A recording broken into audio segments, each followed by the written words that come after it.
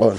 What's the live, what's the life, what's the live, what's the life? Back again with another video, back again with another episode of Let's Chat About It. I go by the name The Real Mats and I'm here with Officer this guy one more and we back again with another installment. Say we chat, let's chat about it. Yes, Yes, sir. What's on your chat? What's on my chat? What's on your chat? What's on my chat? Crime. Yeah. Crime. When if you were doing crime, which category would you fall into? Young tall, Yeah. sense crime. Ngafuna uba ama ice boy lezi ezigangayo ngaphampa or uba gangster in a suit. Yeah. Because ngiyabona lezi ezibhampa ezama-dickies eziyaphela egazi. If I would have to do crime, I would steal from politicians. Gee. Nah, I was like, I would be like a superhero, like what was Spider-Man? That's considered as a crime. It's still crime. It is a crime, but yeah, but like superhero wise. Yeah, I would see who won't come to umuntu bad. Yamlanda. Oh. But more about lezi ezigqoka ama-Samsung, ama-dickies, ezibhoda kabuhlungu, ezibhoda kabuhlungu. Bro. Like Kate Matlala, classy. Yeah, classy. Too much class. Yeah. And one thing people they should know, crime doesn't pay, bro. It doesn't, and I don't know why, whenever like But mostly abantu abayenza crime siyabazi. Like we know them, like it's Pila Nab. Then when someone dies because of crime, we the ones going to social media saying gone too soon. Why? But we Most never of the ask time those they- questions. with Labo I bantu deserve, mabadubula abanye abantu because hijack abanye maba-hijack abanye abantu, mabazwisa abanye abantu buhlungu. But it's always said now when it's coming to them. Yeah. And also another thing, karma. Karma is real, bro. It might not happen today, tomorrow, or next week or next year. Yeah. But just know ukuthi whoever umuntu omiyenza kabi ne somehow either way empilweni yakho you'll have to pay inyembezi zomuntu azweli phansi bro inyembezi zomuntu azweli phansi. Imagine uye emngcwabeni omjito omcaka ukuthi uyaganga Uyangithola. uyastress Uyangithola. you are there in a funeral. So now we are out here gone too soon. Gone too Sibhala soon. ama-paragraph. Meanwhile you know ukuthi this person has killed maybe probably 5 people. Or hijack abantu rape abantu abangakho besimama. Yeah, so that's why I'm saying sometimes thina abantu abamnyama asinavari. And they always get mad whenever I say this. Which is sometimes we have to look into ourselves and stop blaming abanye abantu. If you want to see change, the change is in you within. And this gagayizwa kuSifilikwane. Shout out Sifilikwane was like clever yayo. Mawuzenza uclever kuzofika uyiclever ezokususa mfana. Ezokususa because isigebengu asifuna ukuntshontshelisa. Yeah. Isigebengu asifuna ukuntshontshelwa.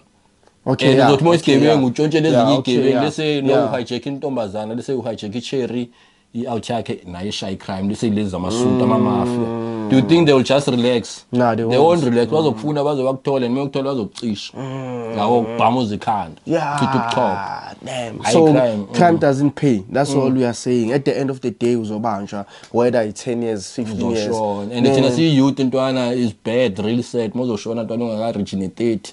Yabo? Ungaka-reach ne-40. And they said ukuthi nishiya nabantwana Nishiya nabantwana behind. abaya. Umntana ukhula ngenababa because ubaba udecide fuck ukuthatha ama-decisions are Wrong. There's no excuse. And we know that umsebenzi ayikho kunzima ku-rough, Yeah. but crime does. And that's what I pay. said this before. Then people were like, hey, I'm saying you have to create something for yourself. If into ukuthi soloko smell government, bro, what we are doing now is creating jobs. Something, If this thing can hit maybe 100k subscribers, we can be able to siqasha abantu. Yeah, siqasha so abantu, that's creating umsebenzi. So you Yeah. don't. That's not an excuse ukuthi akunakudla endlini, so you have to go and do crime. Nathi no siyasokola, no, we're trying to make a living But with what we are doing. what- There's many things we can do. What do you think cause crime?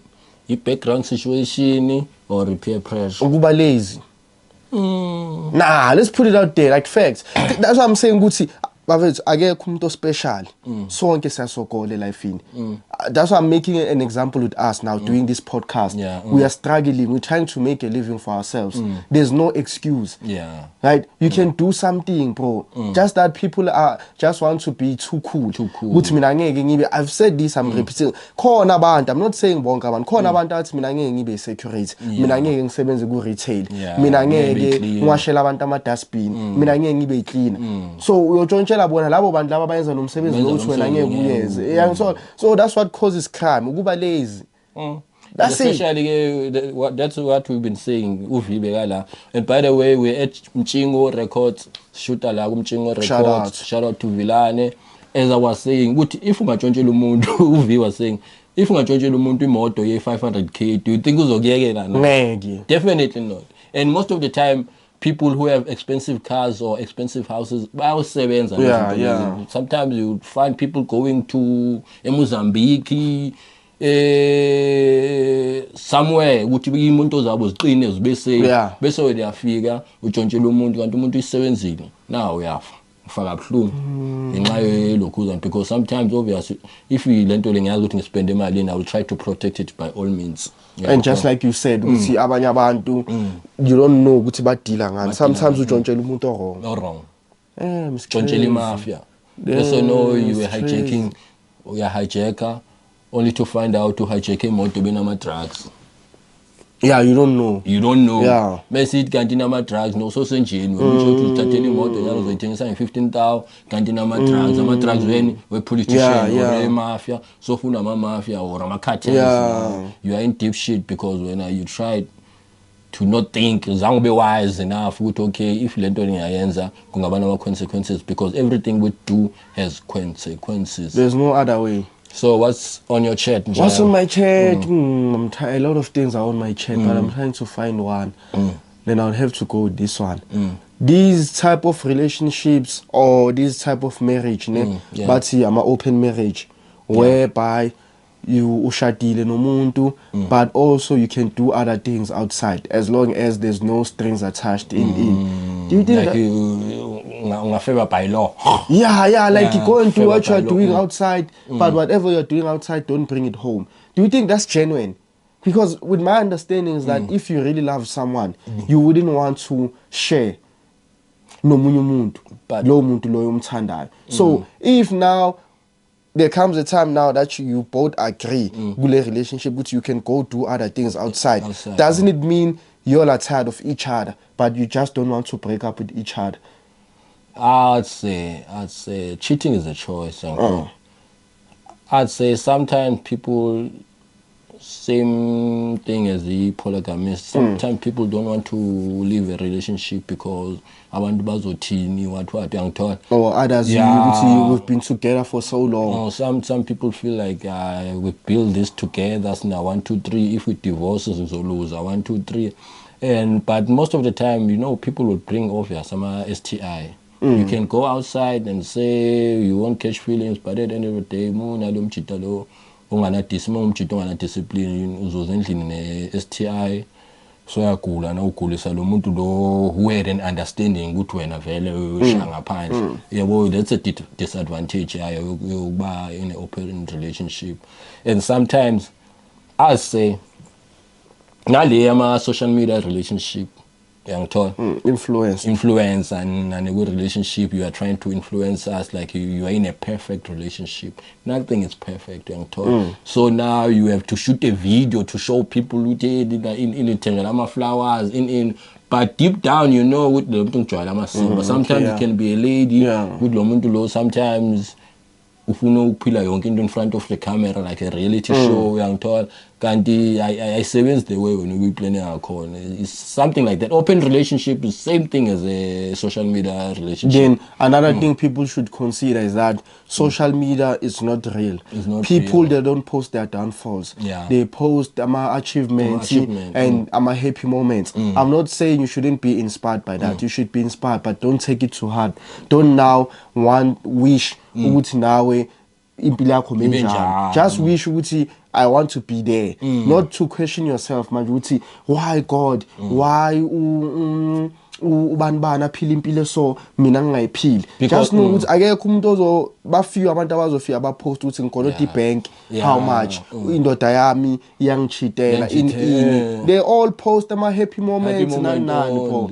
And the fucked up part is they don't post ama negative ukuthi okay now siyabhayiseka 1 2 3 they will always post happily ever after I'm told, and that thing doesn't work. Now Tina is ama followers or ama lokhuzana we are being influenced ngalapho. I wish nambe so you started to question your relationship. Okay. You're starting to question your relationship young told. You're starting to question your relationship, and when your relationship yakho is way perfect because people don't know now. So nah, babe, I shoot it. Yes, pairs. Content. Everything is content. Not everything is content. I can say, but what I can say, it benefits them because whatever they post, it goes viral, and abantu they wish and normal engagement. So when there's engagement, there's money. Let's also touch on this thing. It's been crazy this week. My DMs have been this thing of you are dating someone, then you all break up. Then that person becomes obviously your ex. Peter ex or having an ex like in general doesn't mean you wish that person bad. Downfall. It downfall in bro. Someone sent me a text this week. It's like, hey bro, ex yakhe ithenga imoto. Ufila kanjani? I saw. Yeah, so because but I don't think you show live on social media or on me like but energy yakhe is like I have to be mad. Not or when umbamba my crash. Then I'm like, nah, bro, it doesn't because you have to understand that person once played a role in playing once shared a happy moment and I'll forever be grateful. But that doesn't mean whatever that happened, but that doesn't mean now I wish her bad.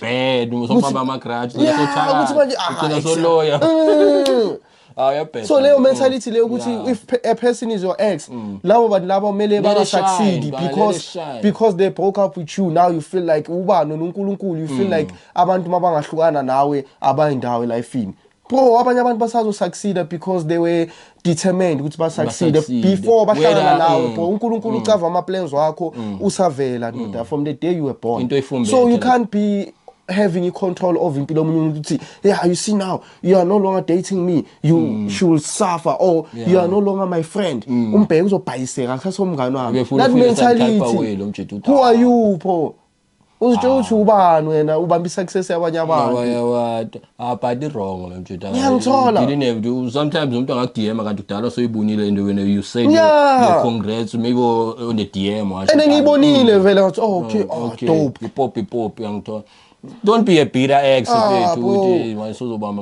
also it was one of these chats of this person spoke about these things zingakayenzi. You know masabangani, they say maybe sabangani no, then I talk about my plans, which in future I want to do this, I want to do this, then we are no longer friends, then in future I see you achieving those things. Bro, it makes me proud because it's like dedicated, like no no she.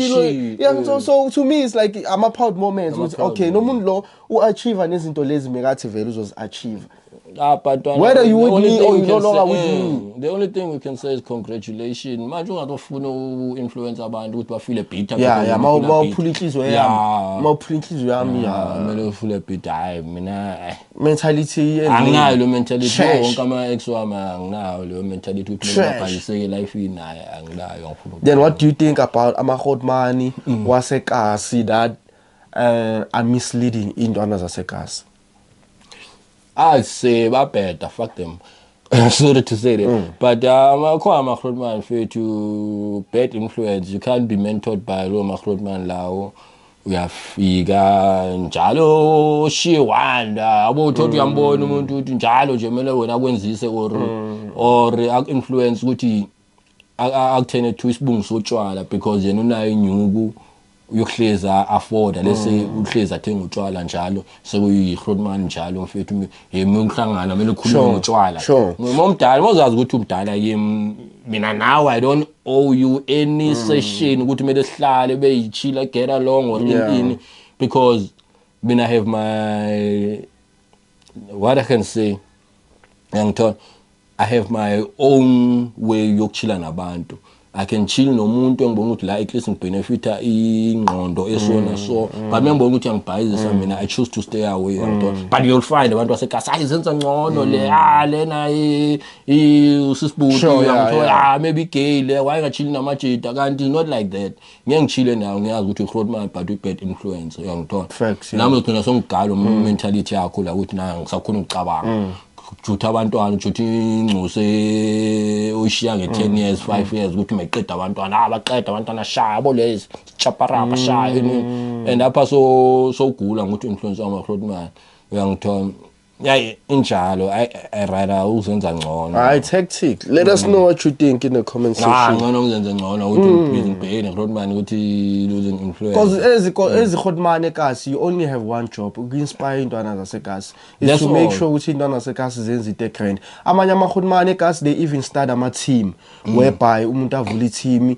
izintwana zibe nento ezibhizi ngayo zidlala ibhola yangisho so mangabe uzoba yilelo Rodman ekasi uthi uzohlezi ucela intwana amapondo uzohlezi ucela intwana ukuthi ngicela ungibhayile iBA1 ayisipanda ile ngile njengeRodman mina kumele ngibone kuwe mina ukuthi hey Rodman manje lespanini Rodman libuye espanini Rodman manje ligcoke grand noba liyangespanini Rodman liyaphanda so yeah nana amaRodman angespanini now they do inspire us because ba legit abanye ababhema abaphuzi so it's not ispani kuphela right it's not like amaRodman aspana yiwo asmotivator ngangithola but I can say most of amaRodman they feel like onintwana you can't little bro me ngisafunda then ngiyasiqeda isikela then you try to little bro me again ayisipani kanjalo ngithola mase ngikhulile nawe know your places Rodman utale njalo ayisesentwana lebefunda grade 10 grade 8 ngigama pondo in yangithola no say Rodman manje try uzithobe nawe sikhulume into maybe singakhuluma into okwenza imali sibonisane ukuthi ukwenza kanjani manje ungathi wena iRodman ubhayisikele life sofuna nami ngibhayisikele the way ubhayisikela ngakhona life at least ke lead to a point ukuthi hayi ube proud ngami uthi abo le ungibone lapha yimi ngilo ngimotivate kwasho wagcina at least you can own that uyangithola ungabe iRodman ukuthi awona ungimotivate ukuthi ngiphuze sengisibotho nami sengifana nawo maRodman spread maRodman title Rodman ukuthi wena usikhule phansi kwakho no sithina kumele izintwana zakho njalo kumele senze noma yini ikhetha Rodman hayi Rodman ngathi ukuba ngathi yambona injalo let us know bafethu akhona amajita njalo uzofuna ukubhayizisa ukuthi nawo bhayisekile achieve ngamaphupho wabo nawo kumele ngo-achieve nayo bafuna ukubhayizisa ngoba nabo babhayizisekile labo bhayizane babhayizela kimi labo bhayizane yeah let us know like share subscribe I think this is it ne yeah let's chat about it imo fisto lazy guy one more ngangazi zongazi oro ngizwa ke ndaba lofana washaya eleferi ke juri yawo 1 hour umhlaba msawashaya 1 hour go by the name the helmets you know let's chat about it until the next episode we are shooting at Umjingo Records ngiyayibona lapha dango dope dango